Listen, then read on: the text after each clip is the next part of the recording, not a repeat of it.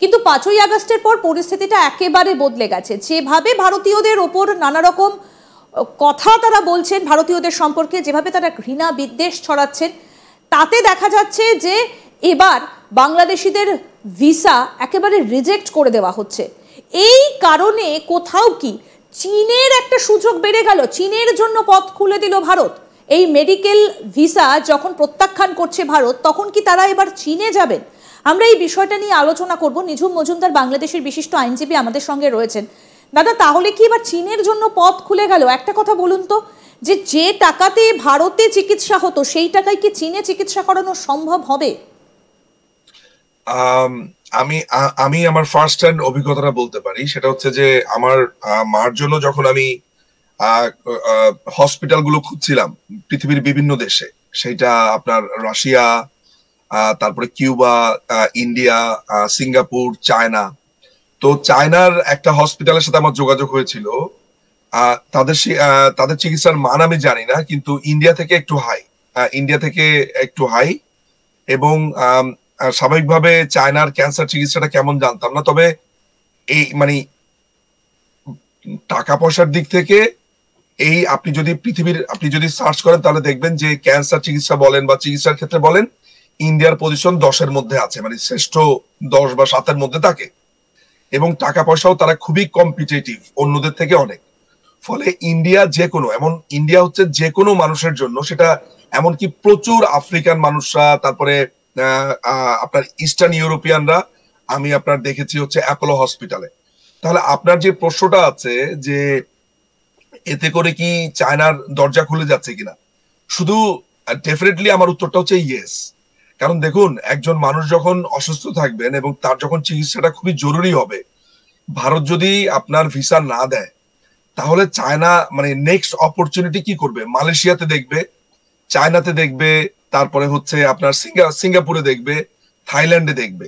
এইটা খুবই একটা স্বাভাবিক ব্যাপার। আমার একটা ব্যক্তিগত অভিমতের জায়গা যেটা হচ্ছে, আপনার এই প্রোগ্রামের মাধ্যমে যদি মনে হয় বিবেচনার যোগ্য হয়, সেটা হলো দেখুন, ভারতের ভিসার ব্যাপারটা মানে অনেকে আছে ধরেন চিকিৎসার কথা বলে হয়তোবা চিকিৎসা করেন না, সেটা আলাদা ব্যাপার। বা অনেকে হয়তোবা ভারতের চিকিৎসার কথা বলে সেখানে আপনার নানান ধরন ভাবে জঙ্গিবাদের জন্য আসে, জঙ্গিপনা করতে আসে, অনেক আপনার এই টাইপের লোক আছে, you know it very well.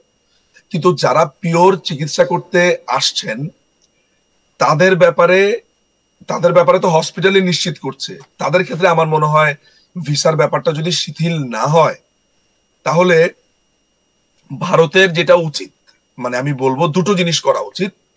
যে বাংলাদেশে যে ভারত বিদ্বেষী একটা কর্নার আছে, একটা মোর্চা আছে, এই জায়গাটাকে আরো একটু সরাসরি ডিল করা। ভারত যদি ধরেন আরো স্ট্রিক্ট হয়ে যায়, তাহলে যেই অংশটা ভারত বিদ্বেষী মনোভাব পোষণ করে এবং ছড়ায়, তাদের জন্য এটা অনেক ইজিয়ার একটা ব্যাপার হবে। এবং মাথায় রাখবেন যে কখনোই কোনো শূন্যস্থান পূরণ থাকে না। মানুষ শূন্যস্থান কখনো ফাঁকা থাকে না, যে কোনো সময় সেটা যে কোনো ভাবে পূরণ হয়ে যায়। ভারতের স্ট্র্যাটেজিক্যাল জায়গাটা হবে, এটা ভারতের অর্থনীতির জন্য একটা জরুরি ব্যাপার। কারণ ভারত থেকে বাংলাদেশ, আপনার মনে আছে যখন মোহাম্মদ ইউনূস তিনি একটা আবেদন করেছিলেন যে ভিসার যে অফিসগুলো রয়েছে ইউরোপীয় ইউনিয়ন সহ ব্রিটেন বা অন্যান্য যে দেশগুলো, তাদের কাছে একটা অনুরোধ করেছিলেন মোহাম্মদ ইউনূস যে দিল্লি থেকে সেই ভিসার অফিসগুলো যেন সরিয়ে নেওয়া হয়। মানে তারা ভারতকে একেবারে বর্জন করতে চান, ভারতে আসতেই চান না। সেই মনোভাব তো মোহাম্মদ ইউনূস দেখিয়ে রেখেছেন। এই জায়গাতে আমি এই জায়গাতে ঘটনাটা আমি আপনাকে একটু বুঝিয়ে বলি। ফর এক্সাম্পল, যে বাংলাদেশ থেকে কেউ যদি ধরেন লেটস সে ব্রাজিলে যেতে চায়, ব্রাজিল এমবাসি মনে বাংলাদেশে আছে, বাংলাদেশে ইউরোপীয় ইউনিয়নের কোনো একটা জায়গার কথাই ধরুন না কেন, হ্যাঁ মানে ইউরোপিয়ান ইউনিয়নের অনেক জায়গার ভিসা এমবাসিটা বা কনসুলার বাংলাদেশে নেই। ফলে ওই জায়গাতে যেতে হলে যেটা হয়, ওই উক্ত দেশ যেটা করে সেটা হচ্ছে যে, ভারতে তো প্রত্যেকটা দেশেরই শাখা আছে, একটা বড় বৃহৎ দেশ। ফলে ওরা খরচ বাঁচানোর জন্য আশেপাশে যেমন নেপাল, ভুটান, বাংলাদেশ, শ্রীলঙ্কা, এই জায়গাতে না করে ওরা একটা প্রসেসিং সেন্টার করে, যেই সেন্টারে আপনার মানে ভিসাটা প্রসেস হয়। যখন এর আগেও, আমি ইউনূসের কথা বাদই দিলাম, এর আগেও যেটা হয়েছে আর কি, যে ধরা যাক কোনো একজন মানুষ নিউজিল্যান্ডে যাবেন, তাকে ভিসার জন্য তাকে যেতে হচ্ছে দিল্লিতে দিতে হচ্ছে। তো জিনিসটাকে সহজ করার জন্য যেটা করা যেতে পারতো সেটা হচ্ছে তাদের একটা কনসুলার অফিস কিংবা একটা ইমেলের ব্যবস্থা, যে ডকুমেন্টস গুলো স্ক্যান করে পাঠানো। কিন্তু ইউনুসের ব্যাপারটা তো আসলে এটা না। ইউনুসের ব্যাপারটা হচ্ছে যে ভারতে এটা থাকতে পারবে না, মানে ব্যাপারটা হচ্ছে তাদের দেশে নিতে হবে জোর করে। তাহলে এখন এত কান্নাকাটি কেন?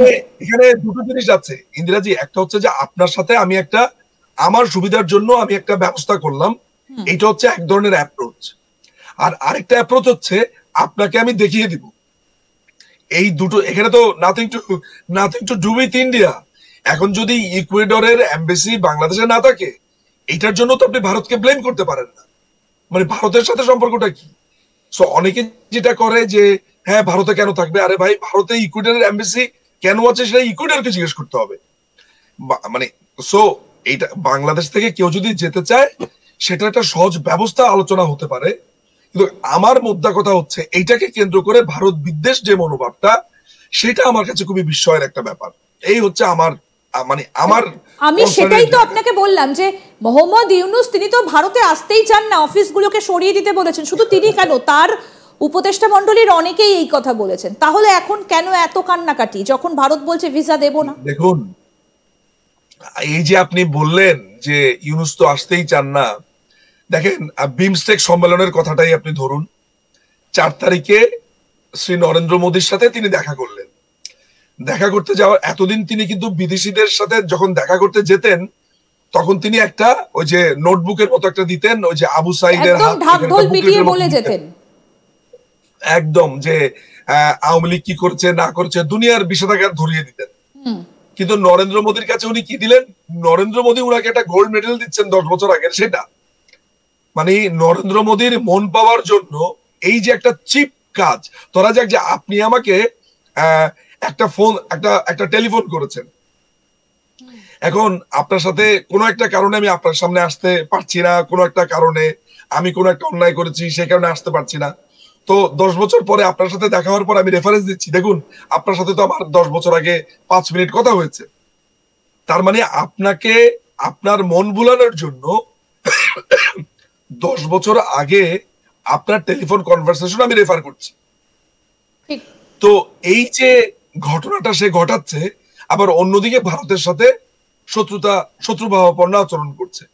তো এত কিছু ফেলে আপনি নরেন্দ্র মোদীর কাছ থেকে গোল্ড মেডেল নিয়েছেন, এই ছবি প্রিন্ট করে এইটাকে বাধাই করে কেন দিলেন? এটা তো খুবই একটা হাস্যকর ব্যাপার হয়ে গেল। দিনের পর দিন যে আলোচনা হলো সাইডলাইন মিটিং এ, যেখানে বারবার দিল্লির কাছে নোটও পাঠানো হয়েছে যে হাসিনাকে ফেরত দেওয়া হোক, কিন্তু সেই দিন বিমস্টেকে বসে হাসিনার প্রসঙ্গই তিনি তুললেন না, পাছে বিরাগ ভাজন হয়ে যান। এবং তার যে না পরে তো তার যে